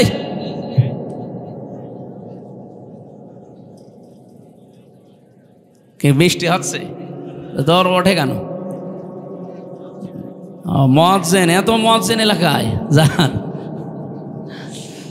যান মুয়াজ্জিন যারা যে আজান দেন, বাকিগুলো যেন না ভাই। আমরা আয়াতটা অন্তত শেষ করি, খালি এই তথ্যটা বলার পরে চলে যাচ্ছি।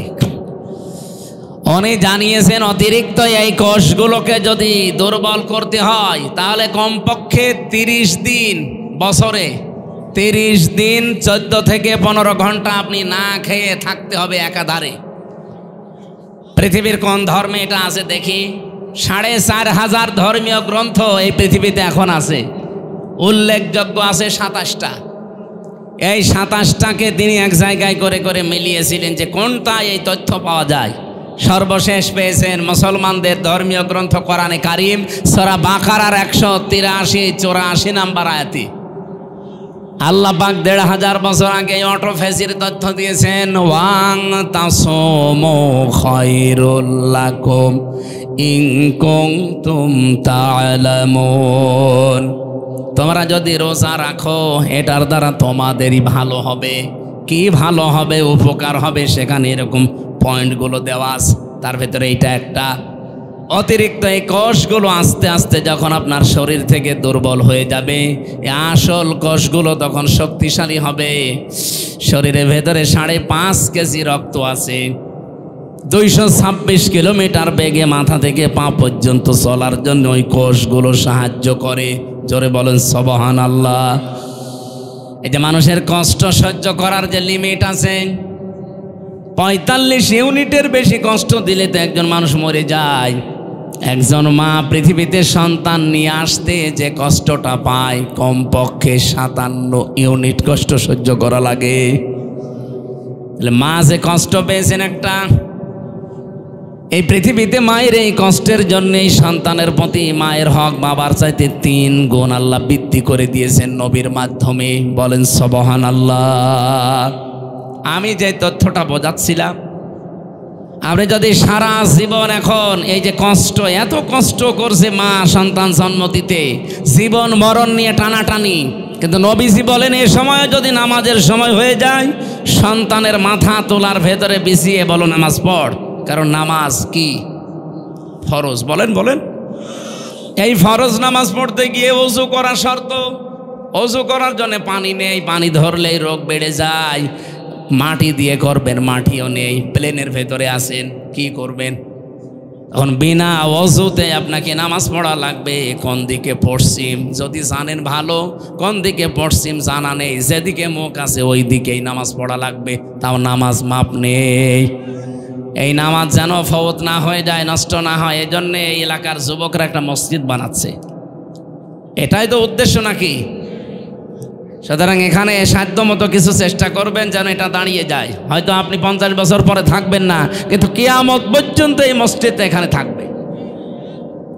যদি ভারতের মতো এদেশে আগ্রাসন শুরু না হয়, এই উগ্রপন্থী হিন্দু যারা, তারা যদি মসজিদ ভেঙে না দেয়, এই মসজিদ এখানে কায়েমজা হয়ে গেল, কিয়ামত পর্যন্ত এখানে থাকবে আর মানুষ এখানে সেজদা দিতে থাকবে। যত মানুষ এখানে সেজদা দেবে, কবরে বসে বসে আপনি ফেলাক্সি লোড হয়ে সওয়াব পেতে থাকবেন। বলেন সুবহানাল্লাহ। আমরা ওযুর এই বিষয়টা নিয়ে পর্যন্ত এসেছিলাম। নবীজি বললেন আমাকে ওযু করার আগে, শুধু নামাজ পড়ার আগে ওযু করার নির্দেশ আল্লাহ দিয়েছেন। তাছাড়া পৃথিবীর কোনো কাজে, সে কাজ রোজা রাখা হতে পারে, হজ করা হতে পারে, এমনকি কোরআন পড়াও হতে পারে, এগুলোর আজে ওযু করা লাগবে, এর শর্ত আল্লাহ আমাকে দেননি। এই জন্য আমি ওযু না করে গোশত খেলাম। বলেন এখানে এই হাদিস আর এই আয়াত আপনি সম্পর্ক এক জায়গায় করেন, কি দাঁড়াবে? আজ বিশ্বের অন্যান্য দেশে এমনও জায়গায় আমি গিয়েছি যেখানে আল্লাহ যে একজন আছে সে জানেই না। কয়েকদিন আগে আমি থাইল্যান্ডে ছিলাম। এমন এমন এলাকায় আমাকে নিয়ে গিয়েছিল, সৃষ্টিকর্তা একজন আছে বিশ্বাস করে না, ওরা বিশ্বাস করে সব একা একা হয়েছে। তো এইরকম মানুষের কাছে যদি আল্লাহর পরিচয় অথেন্টিকভাবে তুলে ধরা লাগে, আপনি যদি আপনার বাবার কাহিনী বলেন, ও জীবনে শুনবে? বলেন। কোরআনে কারিমের এমন এমন বিষয় আল্লাহ এর ভেতরে দিয়েছেন, সেই কথাগুলো তাকে প্রচার করেন, ওদের মনের ভেতরে রেখাপাত করবে। কারণ কোরআনকে আল্লাহ জানিয়েছেন জালিকাল কিতাব লা রাইবা ফি। এই যে কিতাবের আগে আলিফ লাম, এটা নির্দিষ্ট করে জানিয়েছেন পৃথিবীতে একটাই কিতাব আছে যেটা মানুষকে হেদায়েত দিতে পারে। এর ভেতরে সম্মোহনী কিছু শক্তি আল্লাহ আলাদা করে রেখেছেন। বলেন সুবহানাল্লাহ। ও সিরাজগঞ্জবাসী, আমি যে কথাটা তুলেছিলাম এখান থেকে, এই সবগুলোর দ্বারা প্রমাণ করা যায় এটা দিয়ে যে ওযু করা কোরআন শরীফের যে বাংলা, ইংরেজি, উর্দু, ফার্সি তাফসির এগুলো ধরা শর্ত না। তাহলে লরেন বুথের কাছে যে কোরআনের তাফসির তুলে দিয়েছে, 3 বছর তিনি পড়ার পরে নির্দ্বিধায় মুসলমান হয়েছে। সাংবাদিকরা জিজ্ঞাসা করছে আপনি একজন খ্রিস্টান, তামাম পৃথিবীতে সবচাইতে বেশি মানুষ বাস করে খ্রিস্টান ধর্মে, আপনি সেই ধর্ম থেকে পৃথিবীর জঙ্গি ধর্ম, ওরা বলে যেটাকে মুসলিম ধর্ম, এই ইসলামে আসলেন কোন কারণে? লরেন বুথ বলেছিল আমি 3 বছর কোরআন শরীফ পড়েছি, আন্দাজে না বুঝে শুনে পড়েছি। 3টা বছর পড়তে পড়তে আমি 53 জায়গায় লাল দাগ দিয়েছিলাম যে ভুল ধরা পড়েছে। আল্লাহর ইশারা 54 নাম্বার জায়গায় যে আমার নিজের জীবনের ভুল ধরা পড়ে গেছে। আমি যেখানে লাল দাগ দিয়েছি দেখি তার পরের আয়াতে, পরের সূরাতে আল্লাহ ওই আয়াতের জবাব 1500 বছর আগেই দিয়ে দিয়েছেন। এই মহিলার কাছে যদি কোরআন ওই দিন তুলে না দিয়ে বঙ্গবন্ধুর আত্মজীবনী দিত, ও তো মুসলমান হইত। আমি জেলে থাকাকালীন 3টা বছর ওরা পড়তেও দেয়নি, 24 ঘন্টা তালা লাগিয়ে রাখতো ফাঁসির ওই কন্ডেম সেলের ভেতরে। আর কারারক্ষী যা অধিকাংশগুলোই হিন্দু ভাইরা পড়তো, দেবদুলাল, সুব্রত বালা, এরপরে আশিক কুমার, সঞ্জয় দত্ত, যা নাম বলছে সব তো আল্লাহর ওলি। একদিন এনে বললাম যে ভাই সবসময় তো তালা লাগিয়ে রাখেন, একটা বই দেন তো একটু পড়ি। আল্লাহর ওলি আমার বই নিয়ে এসেছে বঙ্গবন্ধুর আত্মজীবনী, এ বই পড়ে করবো কি? পরের সপ্তাহে বই নিয়ে এসেছে বঙ্গবন্ধুর চীন সফর, আর বই পান না। পরের সপ্তাহে নিয়ে এসেছে বঙ্গবন্ধুর ছেলেবেলা। বললাম ভাই আপনার আর আসার দরকার নেই। একজন মুসলমান কারারক্ষী পেলাম, আশরাফু, ওরে বললাম ভাই আপনি তো অন্তত অন্য কিছু না, একটা মুসলমান, তো একটা তাফসির এনে দেবেন তো। সব সময় বাইরে যেতে পারি না, তালাবদ্ধ করে রাখেন, আবার সিসি ক্যামেরা দিয়ে আমার সাথে যেন কেউ কথা না বলে। যে ঠিক আছে। পরবর্তীতে এই যে এটিএম আজহারুল ইসলাম আছে না, নাম শুনেছেন না? কি জামাত ইসলামের সহকারী সেক্রেটারি জেনারেল, একজন মাজলুম মানুষ। ডক্টর মোহাম্মদ ইউনূস দায়িত্ব নেওয়ার পরে বহু বড় বড় আসামি কিন্তু বের হয়ে গেছে, আমরা দেখতে পাচ্ছি। সে যে দলের লোকই হোক না কেন, যারাই হোক, আমি চাই হাসিনার আমলে যারা জেলে ছিল এই 15.5 বছর, একটাও যেন জেলে না থাকে, সব বের করে দিন। কারণ এগুলো সব ভুয়া মামলার আসামি। আমি নিজেরটা বলছি, আমি অন্তত তো ভুয়া মামলার আসামি ছিলাম। আমারে ওরা নাম দিয়েছে আনসারুল্লাহ বাংলা টিমের প্রধান, অথচ সাতাশে কি আমি জানি না। ভেতরে একজনকে পেয়েছিলাম, মনে হচ্ছে আল্লাহর দলের প্রধান আব্দুল মতিন। ভাই আপনি আল্লাহর দলের সভাপতি, সেক্রেটারিকে আমার ছেলে, ও সভাপতি ও ছেলে সেক্রেটারি, এ দেশে আর কোনো লোক নেই। এই হচ্ছে দেশের জঙ্গির অবস্থা। এগুলোকে পুঁজি করে এই পৃথিবীর নিকৃষ্ট মানুষের তালিকা যাদের বললাম, এরা বিশ্বের মোড়লদেরকে দেখাতো যে দেশে জঙ্গি আছে, অথচ জঙ্গি নামে দেশে কিছু নেই, আন্দাজে সব ভুয়া। আমার জঙ্গি মামলা দিলে শয়তান বিশ্বাস করবে? যারা বের হচ্ছে এই মানুষগুলোকে আমরা চাই। তারেক জিয়া বের হয়ে গেছে আলহামদুলিল্লাহ, ওনার স্ত্রী জবাইদা রহমান বের হয়ে গেছে আলহামদুলিল্লাহ, ম্যাডাম খালেদা জিয়া খালাস পেয়েছে আলহামদুলিল্লাহ। আমরা চাই এটিএম আজহারুল ইসলামকেও খালাস দেওয়া লাগবে। আজকে 19 তারিখ, 20, 21, 2 দিন পরে ওনার রায় আছে 22 তারিখে। এবার যদি টাল্টে পাল্টি করেন না, বাঙালিকে হাইকোর্ট দেখান, এ দেশের মানুষ কিন্তু আর কন্ট্রোল করতে পারবেন না। আমরা চাচ্ছি এই মাজলুম মানুষটাকে 22 তারিখে মুক্ত জীবনে ফিরিয়ে দেওয়া হোক। কারা চান দেখি? লিল্লাহে তাকবীর। এই দেখেন তো, হাত তোলেনি কে? না তুললে মনে করবেন ওইটা ওই দলের। ঠিক আছে। আরে ভাই আমি দল বেদল না, আমি একটা মাজলুম মানুষের পক্ষে বললাম। ইব্রাহিম নবীর পক্ষে একটা ব্যাঙ প্রসাব করে যদি তার প্রসাব পাক হয়ে যায়, আমরা এই মাজলুম মানুষটার পক্ষে, জালেমের বিপক্ষে কথা বললে আমাদের জীবনে আল্লাহ পাক বানিয়ে দেবে ইনশাআল্লাহ। ওনারে বললাম যে আপনি এটিএম আজহারুল ইসলামের বলবেন যে আমির হামজা বই চেয়েছে, তাফসির চেয়েছে, দেখবেন দেবে। হ্যাঁ, উনি 2টা তাফসির পাঠিয়েছিল, ফি জিলালিল কোরআন, তাফহিমুল কোরআন। এ পৃথিবীতে 2টা তাফসিরকে আমি সবচাইতে বেশি পছন্দ করি, ভালোবাসি। আল্লাহ এই 2টাই মিলিয়ে দিয়েছিল। সুবহানাল্লাহ। সম্মানিত ভাইরা, আমি যে কথা তুলেছিলাম, তাফসির ওই মহিলাকে না দিলেও মুসলমান হতো না, অন্য কিছু দিলে জীবনও মুসলমান হতো না। কোরআনের ভেতরে আল্লাহ যে সম্মোহনী শক্তিটা দিয়েছেন, এটা পৃথিবীর কোনো কিতাবে দেয়নি। আছে না? নেই। কারণ অন্যান্য কিতাবের কাছে গেলে আপনি আরো গোমরা হবেন। আপনি এখন ইনজিলের কাছে যান, আসলে ইনজিল নেই, এই জন্য ইনজিল পড়লে আপনি আরো খারাপ হবেন। তাওরাতের কাছে যান, তাওরাত আসলটা নেই, ওটার কাছে গেলে আপনি আরো খারাপ হবেন। শুধুমাত্র এইটার যেহেতু কোনো পরিবর্তন হয়নি, আর কিয়ামত পর্যন্ত হওয়ার সম্ভাবনা, সুতরাং এইটার কাছে সবাইকে আসার আহ্বান জানাচ্ছি। আজকে বাংলার জামাত ইসলামী কুষ্টিয়া জেলা শাখার ওলামা বিভাগের উদ্যোগে প্রায় 650 আলেম এক জায়গায় হয়েছিল। ডক্টর খলিলুর রহমান মাদানী হাফিজাহুল্লাহ উনি এসেছিলেন। সবাইকে আহ্বান জানিয়েছে যে বাংলাদেশে যারা আমরা কথা বলি, অন্তত 8-10 মিনিট যেন কোরআন শিক্ষার গুরুত্ব কি, কোরআনের আশার গুরুত্ব কি, এটা আমরা জানাই। আমি সেটার জন্য টাচ দিলাম। দল মত নেই, কোরআন শরীফ শুধু মুসলমানদের জন্য না ভাই, সবার জন্য। এজন্য যারা আছেন আরবি টু আরবি যদি বাদ দেন, শুধু তাফসিরের কাছে আসেন, এটা পড়েন, দেখেন আপনার জীবন পরিচ্ছন্ন হতে বাধ্য যদি আপনার শুধু একটু মন থাকে। গিরিশচন্দ্র সেনের মন ছিল না, ও তাফসির লেখার পরও হেদায়েত পায়নি। তা আপনার যদি একটু হালকা মন থাকে, যশোরের অধ্যাপকের মতো, আপনি 3 মাসের ভেতরে দেখবেন এই পৃথিবীর শান্তির ধর্ম মুসলমান, ইসলাম, এর ভেতরে চলে আসবেন। আল্লাহ সেই কোরআনে কারিম থেকে 6666টি আয়াত, এটা প্রসিদ্ধ, 6236টা আয়াত, এটা বিশুদ্ধ। আমরা মাত্র একটা আয়াত পড়েছি, সূরা আহকাফ আয়াত নাম্বার 14, 15, 2টা আয়াত পড়েছি। এই 2টা আয়াত সামনে নিয়ে তাফসীর আকারে কিছু কথা বলতে চাচ্ছি, যেহেতু অনুষ্ঠান আর একটা আছে তো। আর এখানে 8টা পর্যন্ত সময় নিয়েছিলাম, আমি গুরুত্ব বোঝাতে যে সময়টা ক্ষেপণ হয়ে গেছে। আপনারা আর একটু থাকবেন না? আউযু বিল্লাহি মিনাশ শাইতানির রাজিম। বিসমিল্লাহির রহমানির রহিম।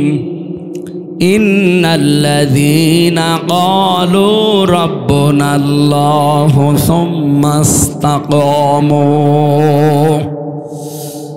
ফালা খাউফুন আলাইহিম ওয়ালা হুম ইয়াহজানুন। সাদাকাল্লাহুল আযীম। আহকাফ একটা পাহাড়ের নাম। কিসের নাম? আল্লাহ পাক এখান থেকে মাত্র একটা আয়াত, 14 নম্বর আয়াতটা আপনাদের সামনে পড়েছি। ইন্নাল্লাযীনা ক্বালু, নিশ্চয় যারা এ কথা বলে, শুধু বলে না, বলেছে অতীতে, এখনো যারা বলছে রব্বুনাল্লাহ, আমাদের রব আল্লাহ, এ কথাটা যারা বলতে পারবে যে আমাদের রব আল্লাহ, আর কাউকে আমরা রব হিসাবে মানি না, শুধু বলেই শেষ করে দেয় না, সুম্মাস্তাকামু, এর ওপরে দাঁড়িয়ে যায়, ইস্তেকামাত পয়দা করে, দৃঢ়তা নিয়ে আসে এই শব্দের উপরে, ফালা খাউফুন আলাইহিম ওয়ালা হুম ইয়াহজানুন, আল্লাহ পাক বলেন তাদের কোনো ভয়ও নেই, কোনো চিন্তাও নেই। বলেন সুবহানাল্লাহ। উলাইকা আসহাবুল জান্নাহ, এই মানুষগুলো জান্নাতের অধিবাসী, খালিদিনা ফিহা, চিরকাল সেখানে তারা থাকবে। জাযাম বিমা কানু ইয়ামালুন, তারা যে কাজ কারবার দুনিয়ায় করেছে তাদের পুরস্কার আমার আল্লাহ এটা দেবেন। এবার বাংলা অর্থের পরে আমরা তাফসিরে যাচ্ছি। এই যে বিমা কানু ইয়ামালুন, আপনি যা করেছেন তার পুরস্কার আল্লাহ দেবেন। কি করেছিলেন? এর আগে আল্লাহ যে দুইটা শব্দে আমাদেরকে কিছু কাজের নির্দেশ দিলেন, যে যারা বলে আমাদের রব আল্লাহ, এর উপর টিকে থাকে। রব শব্দের ব্যাখ্যায় আমি যতগুলো বিষয় তাফসিরের ভেতরে পড়েছি, রবের প্রথম অর্থ সৃষ্টিকর্তা। রব মানে কি? আমাকে সৃষ্টি করতে পারে শুধুমাত্র কে? পৃথিবীর অনেক ধর্মের কথা বললাম না, প্রায় 4500 ধর্ম। অন্যান্য ধর্মে তারা অন্যান্য বিষয়কে সৃষ্টিকর্তা মানে। এই যে হিন্দু ধর্মের যারা 12 মাসে 13 পূজা করে, 33 কোটি ওদের দেবতা, ওরা অন্যান্য এমন এমন নাম দিয়ে তাদেরকে ওরা সৃষ্টিকর্তা মনে করে। বিভিন্ন জিনিস মনে করে এগুলো এই এই বানিয়েছে, এগুলো এই বানিয়েছে। ওরা নাম দিয়েছে সরস্বতী, নাম দিয়েছে দুর্গা, এক একটার এক এক ক্ষমতা। কেউ ব্যবসায় বরকত দেয়, কেউ লেখাপড়ায় বরকত দেয়, কেউ ফসলে বরকত দেয়। এক একটার নাম এক একটা দিয়েছে, এগুলো তারা সৃষ্টিকর্তা, সৃষ্টি করেছে। আমরা জানা রব বলে আল্লাহকে বিশ্বাস করি। এই পৃথিবীতে 210 কোটি এখন আমরা মুসলিম, আমাদের সবার বিশ্বাস আমাদের সৃষ্টিকর্তাকে। আমি নাম নিতে যাইতে ঘৃণা করে এই জন্য নামটা নিচ্ছি না। পালিয়ে গেছে যিনি, উনি কিন্তু বলেছিল ফসলে বরকত দিয়েছে, মা দুর্গা গজে চড়ে এসেছে। এ কথা বললে আপনার রবকে রব মানা হয়? হয় না, কারণ সৃষ্টি তো দুর্গা করতে পারে না। আপনি ফসলের মাঝে দুর্গাকে বসিয়ে রেখেন, ফসল সহ দুর্গা চুরি হয়ে যাবে। আমাকে বেশি বলছে, আপনি রেখে দেখেন। এমনিতে রব মানে সৃষ্টিকর্তা নয়, এটা প্রথম 5টার ভেতরে প্রথম এটা। আল্লাহ পাক বলেন ইকরা বিসমি রাব্বিকাল্লাযী খালাক, পড়ো তোমার ওই রবের নামে যিনি তোমাকে বানিয়েছেন। তাহলে সৃষ্টি করার একচ্ছত্র মালিকানা দুর্গার, হবলের, সরস্বতীর, কার? এটা আমরা বিশ্বাস করি। তো পৃথিবীর কিচ্ছু কেউ সৃষ্টি করতে পারে না, শুধু ওটা রিফাইন করতে পারে, একটার সাথে মিলিয়ে আর একটা বানাতে পারে। কিন্তু আসল যিনি বানিয়েছেন সর্বপ্রথম তিনি কে? এই যে মডেল ছাড়া যিনি বানান, এই জন্য তাকে সৃষ্টিকর্তা বলা হয়। হযরত ইব্রাহিম আলাইহিস সালাম এই শিরিক থেকে জাতিকে মুক্ত করার জন্য যে ঘোষণাটা দিয়েছিলেন শব্দের মাধ্যমে, ওইটা এইটা, ইন্নী ওয়াজ্জাহতু ওয়াজহিয়া লিল্লাযী ফাতারাস সামাওয়াতি ওয়াল আরদা হানিফা। তিনি বলেছিলেন আমার এই চেহারা আমি ঘুরিয়ে দিলাম ওই রবের দিকে। কোন রব? যিনি আসমান আর জমিনের উদ্ভাবক। এই যে ফাতারা মানে যিনি আসমান আর জমিন দেখে দেখে বানাননি, কোন রকমের মডেল ছাড়া, আকৃতি ছাড়া নিজের জ্ঞানে বানিয়েছেন, এইটার নাম সৃষ্টিকর্তা। আমি একটা জিনিস দেখে আর একটা জিনিস এটা বানালাম, এটার নাম কিন্তু ফাতারা না, এটার নাম খলাকা না, এটার আলাদা আরবি আছে। কিন্তু কেউ যদি কোনো আকৃতি ছাড়া, কোনো মডেল ছাড়া একটা জিনিসকে তৈরি করে, যেমন আমার আল্লাহ পৃথিবীর সব কিছুকে আলাদা আলাদা বানিয়েছেন, একটা দেখে আর একটা, বলেন বলেন, আমাদেরকেও আল্লাহ ঠিক ওইভাবে একটার সাথে আরেকটা জীবনও মিলবে না। আপনি মনে করছেন না হামজার এই যে অধ্যাপক সাহেবের চেহারা মনে হচ্ছে একই? কে বলেছে? কিয়ামত পর্যন্ত এই পৃথিবীতে হামজার সাথে আর কোনো মানুষের চেহারা মিলছে না, মিলবেও না। সম্মানিত ভাইরা, আমরা মনে হয় আর টানতে পারছি না, ওখানে 9টায় ওঠা লাগবে সেই সাথিয়ায়। আর 35 মিনিট সময় আছে, হবে না আর। আগামীতে আবার আসলে এমনি 1 ঘন্টা 15 মিনিট হয়ে গেছে। আমার জেলখানায় লিখিত মেয়েদের একটা বই ছিল, দাম্পত্য জীবনের কলহ এবং তার সমাধান কি। এটা এখানে আছে কিনা আমি জানি না। হ্যাঁ, আচ্ছা, কয়েকটা আছে আপনাদের মেয়েদের জন্য, মাদের জন্য এটা নিয়ে যাবেন। আগামীতে কোনো জায়গায় আসলে মাহফিল একটা রাখবেন ভাই, এই ডবল মাহফিল নিয়ে আমার টেনশন হয়ে যায়। এই বইটা যাওয়ার সময় নিয়ে যান, কাজে লাগবে ইনশাআল্লাহ। আল্লাহুম্মা আমিন। লা ইলাহা ইল্লা আনতা সুবহানাক ইন্নী কুনতু মিনাজ জালিমিন। আল্লাহুম্মা ইগফিরলি ওয়ারহামনি ওয়াহদিনি ওয়াআফিনি ওয়ারযুকনি ইয়া রাব্বাল আলামিন। আল্লাহ, যেভাবে আরম্ভ করেছিলাম ঘন্টার পরে ঘন্টা তোমার বান্দারা এখানে থাকতো, যতটুকুই বলেছি আর একটা অনুষ্ঠান যেহেতু আছে আমরা শেষ করে দিলাম, এতটুকুই মেনে চলার তৌফিক দাও। জীবনে কখন কার কাছে আজরাইল চলে আসে জানি না, আজরাইল আসার আগে খাঁটি মুসলমান হওয়ার সুযোগ দাও। সম্মানিত মা বোনদের জন্য আলাদা করে কিছু বলতে পারলাম না। আল্লাহ রব্বানি ভাই হয়তো বলেছে, তাদেরকে আমল করার তৌফিক দাও। এ মাহফিলের আয়োজন করতে গিয়ে দলমত, জাতি, বর্ণ, ধর্ম নির্বিশেষে যারা এগিয়ে এসেছে, মুসলমান হিন্দু সম্প্রদায়ের মানুষেরাও প্রত্যেককেই তুমি কোরআনের হেদায়েত নসিব করো।